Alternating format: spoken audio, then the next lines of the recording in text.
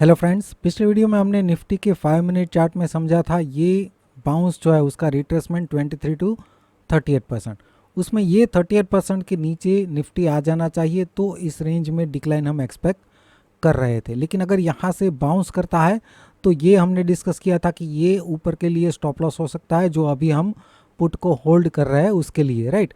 और इसके ऊपर बाउंस करता है तो कितना बाउंस करेगा वो हमारे ध्यान में अभी नहीं था, उसको हम इग्नोर कर रहे थे, राइट। हमने डिस्कस किया था पिछले वीडियो में। कुछ पॉइंट्स भी हमने आपके साथ शेयर किए हुए थे जो मेरे ट्रेड्स के बारे में थे।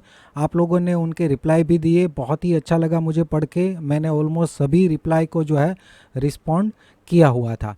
मैंने कहा था कि मैं आज शेयर करूंगा कि मैंने क्यों उसको होल्ड किया था, क्यों मैं उसमें प्रॉफिट बुक नहीं कर रहा था, राइट। ये पुराना चार्ट है, यहाँ पे ध्यान से समझने की कोशिश कीजिए। ये निफ्टी का डेली चार्ट है, राइट।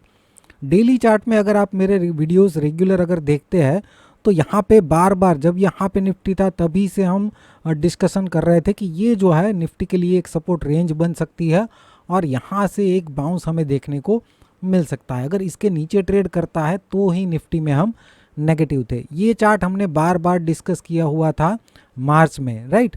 और यहाँ पे ही 16,828 का लो बनाने के बाद ही वहाँ से बाउंस हमें देखने को मिला है। इसके बाद एक्चुअली क्या हुआ था इसको हम स्मॉलर टाइम फ्रेम में देखते हैं, जो हमने ऑलरेडी डिस्कस किया हुआ था, राइट। ये स्मॉलर टाइम फ्रेम में यहाँ पे हमें कन्फ्यूज़न था। लास्ट डिक्लाइन जो था वो हमें इम्पल्सिव भी लग रहा था और एक करेक्टिव डिक्लाइन भी लग रहा था, राइट। तो ये कन्फ्यूज़न था कि शायद इसके नीचे वापस भी जा सकता है, राइट।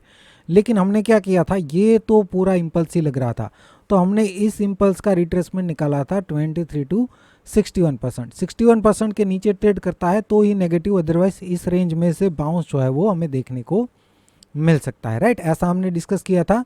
61% आ रहा था 16,973। अभी उसके बाद हुआ क्या, अगर देखें 973 के नीचे ये निकल गया और 917 का लो लगाया। 973 के नीचे 61% के नीचे क्लोजिंग भी दिया, राइट। फिर भी हम ऐसा मान रहे थे कि शायद ये थोड़ा ज़्यादा रिट्रेस कर गया और यहाँ से जो है इस रेंज में अभी भी हम बाउंस एक्सपेक्ट कर रहे थे। लेकिन उसके लिए सबसे पहले तो ये जो डिक्लाइन है उसका 61% इसके ऊपर निकल जाना चाहिए तो कॉन्फिडेंस हमें आ सकता है, राइट। लेकिन नेक्स्ट डे क्या हुआ, ध्यान से देखिए, इसी 61% पे रेजिस्टेंस लिया और वहाँ से हमें एक शार्प डिक्लाइन देखने को मिला, राइट। तो यहाँ पे से जो रिवर्सल हुआ वो उतना आसानी से नहीं हुआ। यहाँ पे हमें बहुत सारा कन्फ्यूज़न था उस रिवर्सल में भी। ये इरेगुलर करेक्शन का कन्फ्यूज़न था, ये जो इम्पल्सिव बाउंस है उसका रिट्रेसमेंट 61% से नीचे आ गया, उसके बाद 61% से ही शार्प डिक्लाइन हमें देखने को मिला, उसके बाद इसके नीचे भी लो लगाया, उसके बाद का भी अगर आप देखें तो फिर से इसके नीचे लो लगाया और उसके बाद एक ABC बाउंस हमें देखने को मिला। तो ये डिक्लाइन में भी कन्फ्यूज़न था, ये भी इम्पल्सिव हो सकता है, उसके बाद ABC बाउंस। फिर भी हम एक्सपेक्ट कर रहे थे कि इस रेंज में बाउंस हो सकता है। लेकिन हुआ क्या, नेक्स्ट डे जो है इसी रेंज में गैप अप ओपनिंग देखने को मिला और उस दिन जो है 250 या 240 पॉइंट निफ्टी जो है प्लस क्लोजिंग रहा, राइट। उसके बाद अगर आप देखें ये move, next day gap up open हुआ और ऊपर ही रहा, राइट। पूरा दिन ऊपर ही ट्रेड करता रहा। तो यहाँ पे इतने दिन मार्केट ने क्या किया, हमारा कॉन्फिडेंस जो है वो बहुत ही लो कर दिया बाइंग में, राइट। जो कि हम पहले से एक्सपेक्ट कर रहे थे कि इस रेंज में से, बार बार मैंने अपने कई वीडियो में बोला होगा कि इस रेंज में निफ्टी जो है वो सपोर्ट ले सकता है और वहाँ से बाउंस कर सकता है। लेकिन यहाँ पे पैटर्न ही कुछ इस तरीके की बनी कि हमें बाइंग में कॉन्फिडेंस ही नहीं आया कि हम अपनी पोजीशन को होल्ड कर पाए, राइट। यहाँ पे मैंने बहुत बार कॉल में एंट्री ली थी लेकिन कई बार मेरे स्टॉप लॉसेस जो है यहाँ पे हिट हो गए और मैं ये जो शार्प बाउंस है गैप अप के बाद का और उसके बाद भी बहुत ही अच्छा, अगर आप यहाँ पे देखें ये 2 आवर चार्ट में तो इसके बाद का ये बाउंस है, राइट। तो इस बाउंस में हम उतना बेनिफिट नहीं ले पाए। उसके बाद क्या होता है, ये वेव 3 जब स्टार्ट हो जाता है तो हमें एटलीस्ट 23 टू 38% के रिट्रेसमेंट का वेट करना पड़ता है, जो हमें यहाँ पे मिला। लेकिन उससे पहले यहाँ पे ऑलमोस्ट 900 पॉइंट का हमें बाउंस देखने को मिल चुका था, जो हमने मिस कर दिया, राइट। जो यहाँ पे रिवर्सल पॉइंट हम एक्सपेक्ट कर रहे थे उसी पॉइंट में से ये बाउंस हुआ है, फिर भी हम इसको मिस कर दिया, राइट। अब सेम वे ये 2 आवर चार्ट में देखें तो ये 1 2 3 4 और फिफ्थ जो है वो एक्सटेंडेड है, 61% से ज़्यादा ये प्रोजेक्ट हुआ है। हम एक्सपेक्ट कर रहे हैं कि यहाँ तक का शार्प डिक्लाइन भी हमें देखने को मिल सकता है। लेकिन जिस तरीके से यहाँ कन्फ्यूज़न क्रिएट हो रहा था, सेम वे यहीं पे ऐसा ही कुछ हो रहा है, राइट। तो इसीलिए मैं यहाँ पे वो प्रॉफिट जो है वो बुक नहीं कर रहा था, क्योंकि मैं एक्सपेक्ट कर रहा हूँ कि यहाँ से एक शार्प डिक्लाइन कभी भी हमें देखने को मिल सकता है, जो कि आ नहीं रहा है, राइट। आज भी क्या हुआ, गैप अप ओपनिंग हुआ, स्टॉप लॉस के ऊपर, जो हमने स्टॉप लॉस कल डिस्कस किया था उसके ऊपर ही ओपन हुआ, राइट। लेकिन ये डायरेक्टली गैप अप हुआ, तो इसीलिए मैंने पहले 15 मिनट जो है वेट किया, डायरेक्टली मैंने उस ट्रेड में से एग्जिट नहीं लिया, राइट।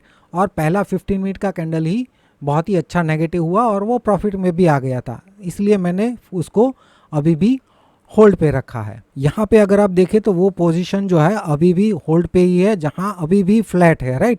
यहाँ पे कोई भी प्रॉफिट दिख नहीं रहा है। हालांकि मॉर्निंग में ही यहाँ पे फिर से हमें 7000 के अराउंड का प्रॉफिट दिख रहा था, हमने बुक नहीं किया था।